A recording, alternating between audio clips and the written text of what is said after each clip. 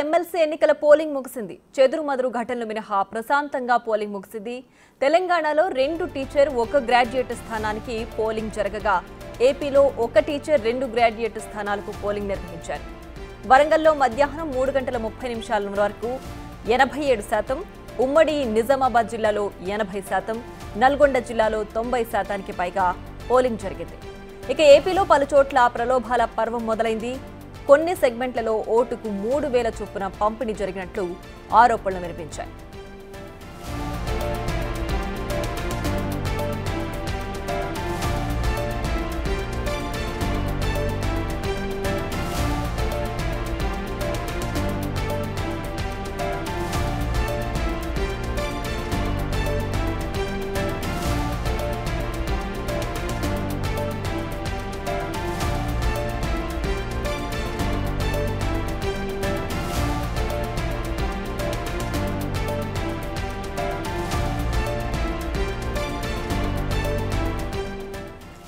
ఇక తెలుగు రాష్ట్రాల్లో ఎమ్మెల్సీ ఎన్నికల పోలింగ్ ముగిసింది. చెదురుమదురు ఘటనలు మినహా ప్రశాంతంగా పోలింగ్ ముగిసింది.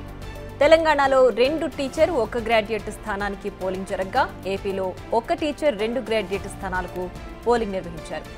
వరంగల్లో మధ్యాహ్నం 3:30 వరకు 87%, ఉమ్మడి నిజామాబాద్ జిల్లాలో 80%, నల్గొండ జిల్లాలో 90%కి పైగా పోలింగ్ జరిగింది.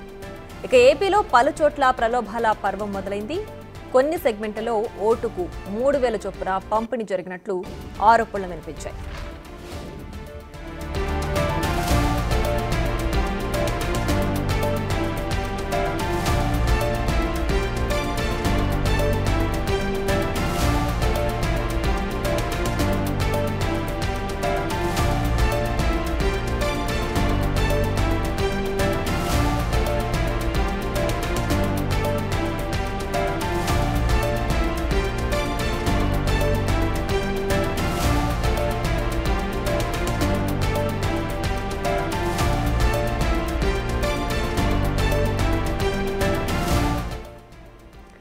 ఇక తెలుగు రాష్ట్రాల్లో పోలింగ్ కి సంబంధించి డీటెయిల్స్ అందించడానికి మా ప్రతినిధులు సిద్ధంగా ఉన్నారు. ఖమ్మం నుంచి భాస్కర్ సిద్ధంగా ఉన్నారు. అయితే ఖమ్మం జిల్లాలో రిక్కా బజార్ ఎమ్మెల్సీ పోలింగ్ కేంద్రం దగ్గర గొడవ జరిగింది.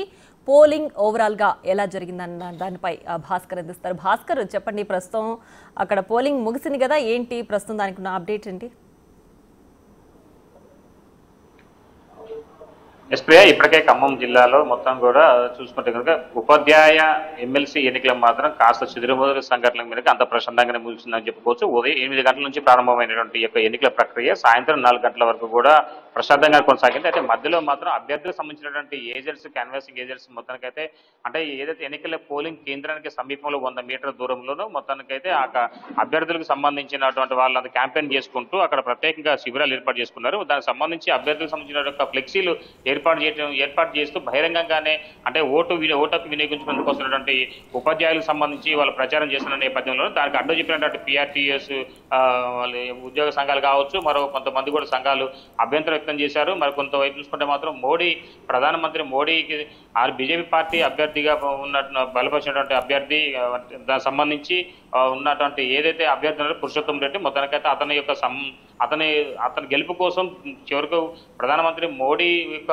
ఫ్లెక్సీని కూడా ఏర్పాటు చేయడంపై కూడా పలు ఉద్యోగ సంఘాలు కావచ్చు, అదేవిధంగా ఎమ్మెల్సీ సంబంధించిన అభ్యర్థుల యొక్క మిగతా ఏజెంట్స్ కూడా ఆందోళన వ్యక్తం చేస్తూ మొత్తానికైతే దాన్ని వ్యతిరేకించిన నేపథ్యం అవుతుంది. అక్కడ మాట పెరిగి ఒక్కొక్కరు పిఆర్టీఎస్ కావచ్చు, మరి కొంతమందికి సంబంధించి చాలా వరకు కూడా మాట పెరిగి తోపులాట కూడా దాడి తీసింది. ఫలితంగా పోలీసులు జోక్యం చేసుకుని ఇరువురు కూడా అక్కడ నుంచి బయటికి పంపించిన నేపథ్యం అయితే ఉంది. ఫలితంగా చూసుకుంటే అదొక ఘటన మినహా మిగతా అందుకు ప్రశాంతంగా కొనసాగింది. ఇప్పటివరకు కూడా భద్రాద్రి కొత్తగూడెం జిల్లాలో మాత్రం 3 గంటల వరకే అక్కడ ఎన్నికల ప్రక్రియ కొనసాగించారు. ఏజెన్సీ ప్రాంతం కావడంతో అక్కడ 3 గంటల వరకు కూడా సుమారు చూసుకుంటే మాత్రం 90% వరకు కూడా అక్కడ ఎన్నికలు పోలినట్టు తెలుస్తూ ఉంది. అక్కడ ఆ ప్రాంతంలో సుమారు 2,000 మంది మాత్రమే ఓటర్స్ ఉన్న నేపథ్యంలోనూ అక్కడ 2,022 మంది మాత్రమే ఓట్లు ఉండటంతో అదంతా కూడా మాక్సిమం 90% వరకు పోలినట్టుగా తెలుస్తున్న నేపథ్యం అయితే ఉంది. అక్కడ కూడా సుమారు 23 మండలాల్లో పోలింగ్ కేంద్రాలు ఏర్పాటు చేశారు. మరోవైపు చూసుకుంటే మాత్రం ఈ ఖమ్మం విషయానికి వస్తే కనుక ఖమ్మంలో కూడా మొత్తం కూడా 4,089 మంది అభ్యర్థులు ఉండగా అక్కడ కూడా ఖమ్మంలో కూడా ఇప్పుడు 90% మొత్తం పోలింగ్ నమోదైనట్టుగా అధికారులు తెలుపుతున్నారు. మొత్తానికైతే అంతా కూడా ఈ బ్యాలెట్ పేపర్ ఉన్న నేపథ్యంలోనూ మరోవైపున ఏదైతే ఎన్నికల విధులు నిర్వహిస్తున్నటువంటి సిబ్బంది సంబంధించిన కూడా పోస్టుల్లో వచ్చిన వాటిని కూడా పరిగణలోకి తీసుకున్న నేపథ్యం అయితే ఉంది.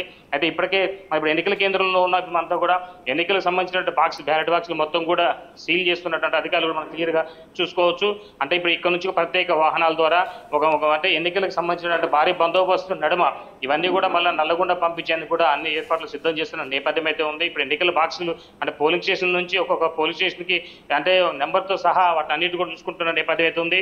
మరికొన్ని చూసుకుంటే మాత్రం ఎలాంటి ఇబ్బంది అంటే ఈ యొక్క పోలింగ్ కేంద్రాల నుంచి పూర్తి స్థాయిలో పకడ్బందీగా ఈ యొక్క ఎమ్మెల్సీ ఏదైతే ఉపాధ్యాయ ఎమ్మెల్సీ ఎన్నికలకు సంబంధించినటువంటి బ్యాలెట్ బాక్సులు అవన్నీ కూడా అర్ధరాత్రైనా సరే వీటిని కంపల్సరీగా నల్గొండ అక్కడ ఎన్నికల అధికారికి అప్పచెప్పేంత వరకు కూడా ఈ యొక్క సెక్టరల్ అధికారులు కావచ్చు, నాన్ సెక్టరల్ అధికారులు కావచ్చు, ఆ ఎన్నికల అబ్జర్వర్లు కావచ్చు, రిటర్నింగ్ ఆఫీసర్స్ మొత్తం కూడా పకడ్బందీగా వీళ్ళంతా కూడా అన్ని అంటే ఉన్నతాధికారుల సమక్షంలోనే ఇవన్నిటిని కూడా నల్గొండ తరలించేందుకు మాత్రం ప్రియా సిద్ధం చేశారని చెప్పుకోవచ్చు. Priya. Right Bhaskar, thanks for the updates. Right, ఇక 2 తెలుగు రాష్ట్రాల్లో ఎమ్మెల్సీ పోలింగ్ ముగిసింది.